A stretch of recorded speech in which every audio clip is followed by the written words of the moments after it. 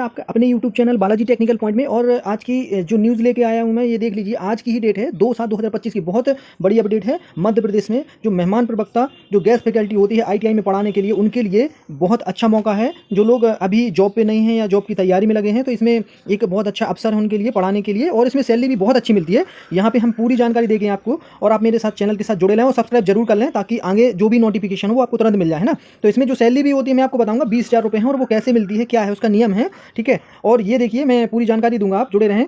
ये देखिए 2/7/2025 का है ये, है ना। समस्त क्षेत्रीय कार्यालय और जितनी भी आईटी हैं, सबको ये मेहमान प्रवक्ताओं के लिए, मतलब जो वैकेंसी खाली हुई है। अभी क्या है कि रिसेंटली आपने देखा होगा कि जो अभी नए टीओ की भर्ती होनी है, जो नए परमानेंट का, ठीक है, उनका। और उसके बाद जो अभी ट्रांसफ़र हुए हैं, तो जहाँ पे वैकेंसी खाली हो गई, कहीं पे भर गई है ना, तो उनके लिए, और जितनी नई ITI खुली है उनके लिए, ठीक है। तो जो नई ITI खुली है उनके लिए भी जो जितने गेस्ट फैकल्टी रखे जाएंगे ITI में, उनके लिए एक बहुत अच्छी अपॉर्चुनिटी है। तो देख लेते हैं यहाँ पे जो पत्र क्रमांक है ये पूरा दिया हुआ है उनके लिए, जो पहले से कार्यरत थे या जिनने कोर्ट के माध्यम से, ये देखिए WP देख सकते हैं, कोर्ट के माध्यम से जिनने पहले से ज्वाइन कर रखा है। कोर्ट के माध्यम से होता ये है कि उनको हटाया नहीं जाता है, हर 11 महीने के बाद उनको एक्सटेंड किया जाता है। तो ये कोर्ट का है, बस कोई परमानेंट नहीं आना चाहिए, ठीक है। तो इसमें जो है वो बने रहते हैं। बहुत सारे लोग हैं जो 15 साल 20 साल से अभी भी ITI में जॉब कर रहे हैं, ठीक है। तो लेकिन इसमें मैं बताना चाहूँगा, इसमें कोई आपको पढ़ाने के, चाहे आपने 5 साल पढ़ाए हो, 10 साल पढ़ाए हो, 20 साल पढ़ाए हो, लेकिन इसमें अभी तक कोई स्कूल शिक्षा विभाग जैसा जो 50% मिलता है, वो कोई इसमें रिजर्वेशन नहीं मिलता। बस आपको पढ़ाने का 20,000 रुपये मिलेगा। बाकी आपको जो परमानेंट एग्जाम होता है उसमें कोई भी आरक्षण इसमें नहीं मिलेगा। 10% 20% आप सोचो कि आरक्षण मिल जाए,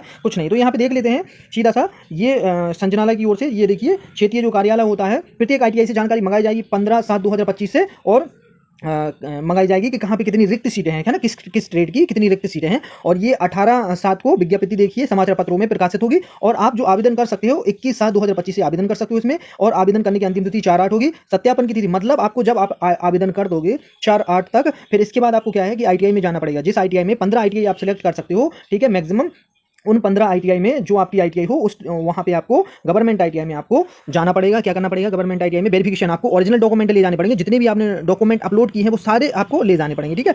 इसके बाद जो अगर ये देखिए, है ना, आपका जैसे ही वेरिफिकेशन हो जाएगा, वेरीफाई हो जाएगा, लिख के आ जाएगा अगर वेरीफाई, फिर इसके बाद जो स्कोर कार्ड होगा वो 8/8 को प्रदर्शित किया जाएगा। आपकी लॉगिन ID और आपका डेट ऑफ बर्थ डालोगे तो स्कोर कार्ड आपको शो हो जाएगा। उसके बाद स्कोर कार्ड होने के बाद आपको क्या करना है कि अगर आपको मान लो एक्सपीरियंस लगा आपने 2 साल का, 4 साल का, 5 साल का, मैक्सिमम 5 साल का एक्सपीरियंस आप लगा सकते हो अगर आपने प्राइवेट में या गवर्नमेंट में पढ़ाया है। तो इसके जो है प्रत्येक साल का 4 नंबर दिया जाता है। प्रत्येक साल का, ध्यान कीजिए, प्रत्येक साल का 4 नंबर दिया जाता है। तो ऐसे 20 नंबर दिए जाते हैं, आपको दिखाएंगे अभी। तो अगर आपको एक्सपीरियंस काउंट नहीं किया है तो उसमें आपत्ति ले सकते हो आप, ठीक है। तो आपत्ति 8 से और ये 11 तारीख तक आप लिख सकते हो। दूसरा, आपत्ति का निराकरण 14 तक कर दिया जाएगा। इसके बाद जो फाइनल मेरिट जारी हो जाएगी, फिर सबसे पहले क्या है कि पहले दिव्यांगों को बुलाया जाएगा, ठीक है। तो जो हैंडीकैप्ट होते हैं उनके लिए गवर्नमेंट ने 6% रिजर्वेशन किया है, ठीक है। तो सबसे पहले हैंडीकैप्ट को, मान लो कोई OBC का है हैंडीकैप्ट, तो उसको जो है संभाग बाई संभाग, मतलब जो ITI होते हैं, मान लो कि एक जिले में 5 ITI है, तो 5 ITI में से एक ITI को चूज किया जाएगा एक एक ट्रेड में। तो उनको हैंडीकैप्ट को जो है सीट दे दी जाएगी, है ना। अब उसके बाद जो सीट बचती है, फिर आपका नंबर लगेगा। ये देखिए 1, 2 और 3 मेरिट होने के बाद ये आपका कॉमन मेरिट जारी होगी जो सभी के लिए, ठीक है। तो ये 9 तारीख को जारी होगी और ये 15 तक चलेगी। यानी कि फर्स्ट जो नंबर रहेगा, मतलब जिसकी स्कोर कार्ड ज़्यादा रहेगा, वो फर्स्ट कॉमन मेरिट में आ जाएगा, प्रथम चरण में, ठीक है। इसके बाद द्वितीय चरण में जो दूसरे नंबर पे होगा, मान लीजिए पहले नंबर पे आपका, चौथे नंबर पे नाम है, पहले नंबर में अगर आप नहीं लिया ज्वाइनिंग, तो दूसरे नंबर को बुलाया जाएगा, फिर तीसरे नंबर को बुलाया जाएगा, ऐसे करके, है ना। सेकंड राउंड होगा और फिर आखिरी का जो तीसरा राउंड होगा, ये 23 से 29 तक चलेगा, ठीक है। इसके बाद जो 3 राउंड होने के बाद फिर जो अगर नहीं आते हैं कैंडिडेट, तो फिर नीचे नीचे लिस्ट होती जाएगी, है ना। सबसे बड़ी बात, प्रमुख बात इसमें देखने को मिली है अभी तक, इसमें जो आमंत्रण रहता है 11 महीने का रहता है, ठीक है। और इसमें जो है अब इस बार जो है थोड़ा रूल चेंज हो गया है, ठीक है। तो रूल दिखाएंगे आपको यहाँ पे। एक जो मैंने अभी तक देखा है, इसमें ये भी होता है कि 50% रिजर्वेशन रहता है। 50% यानी कि एक, अगर मान लो 2 यूनिट चल रही है, फर्स्ट ईयर और सेकंड ईयर, तो एक में अगर ITI वाला है तो एक में डिप्लोमा या डिग्री वाला होना कंपलसरी है ना।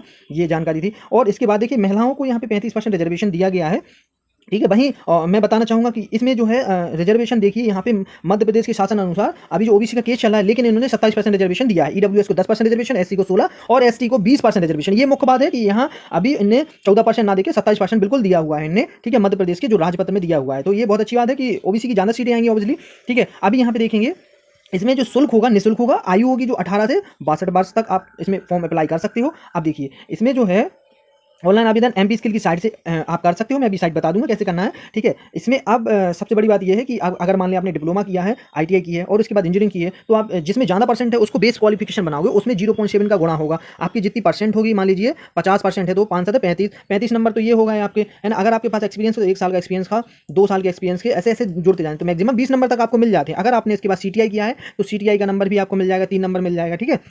ये देखिए यहाँ पे शैक्षणिक योग्यता है ना, आपने अगर ये देखिए डिप्लोमा इंजीनियरिंग आईटीआई की है तो उसका 0.7 से गुणा हो जाएगा। अगर सीटीआई एटीआई की है तो आरपीएल की है 3 नंबर मिल जाएगा। संबंधित अगर पॉलीटेक्निक की है आईटीआई के बाद की है तो आपको ये 2 नंबर मिल जाएंगे। और अगर आपने आईटीआई नहीं की है, पॉलीटेक्निक लगाया है और इंजीनियरिंग लगाई है तो 5 नंबर एक्स्ट्रा मिलेंगे आपको, ठीक है।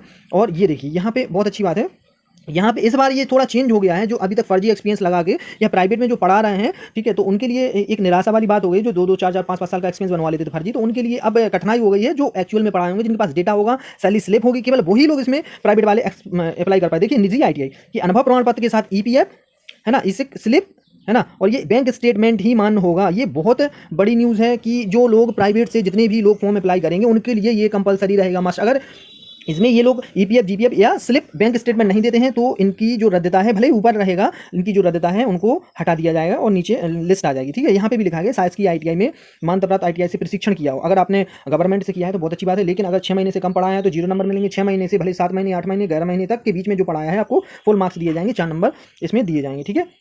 कार्य ग्रहण होने के बाद ये देखिए, कार्य ग्रहण होने के बाद आपको क्या है, ये पूरे मूल दस्तावेजों का सत्यापन किया जाएगा। और इस बार जो है इन्होंने चेंजेस किया है कि जो प्रिंसिपल रहेगा आपको डाक के द्वारा, ईमेल के द्वारा, व्हाट्सअप के द्वारा सूचित करेगा, बिल्कुल करेगा, है ना, आपको, है ना। और ये सैलरी जो रहेगी आपकी जितने भी दिन रहेगी, मान लीजिए 20 दिन है वर्किंग डे है ना, तो एक दिन का 1000, मान लीजिए आप 19 दिन गए हैं, एक दिन नहीं गए हैं तो 19,000 रुपये आपकी सैलरी बनेगी, ऐसा। और इसमें जो है 13 सीएल मिलती है, सीएल की बात करेंगे हम, 13 सीएल मिलती है और 3 ऐच्छिक अवकाश मिलते हैं, ठीक है। तो ये सीएल की बताया है, छुट्टियों का बताया है, ठीक है। 11 महीने का जो सेशन रहता है। इसके बाद हम देख लेते हैं कि अभी जो है ये वाली आपकी साइट है एमपी स्किल पे, आपको सिंपली जाना है। एमपी स्किल की साइट पे जाओगे, जैसे एमपी स्किल की साइट पे आओगे तो यहाँ पे ये गेस्ट फैकल्टी का ये बना हुआ है, यहाँ पे गेस्ट फैकल्टी डिटेल में जाओगे तो यहाँ पे इस तरीके का ये आ जाएगा।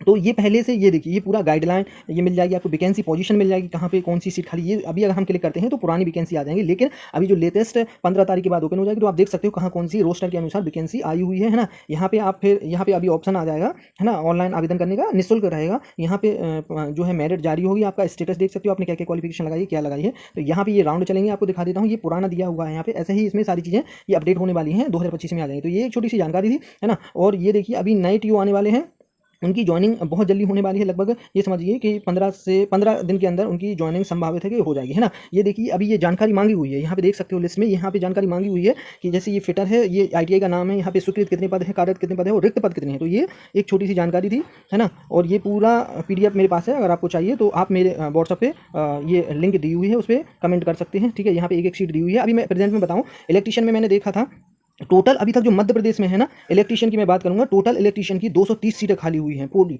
मैंने काउंट किया था, ये टोटल 230 सीटें खाली हुई हैं। और अभी जो पुरानी आईटीआई हैं, ठीक है, इनमें गेस्ट फैकल्टी भी भरे हुए हैं अभी, ठीक है। अब यहाँ पे अभी 60 वैकेंसी निकली हुई थी, तो समझिए फिर भी कितनी वैकेंसी अभी खाली बची हुई है ना।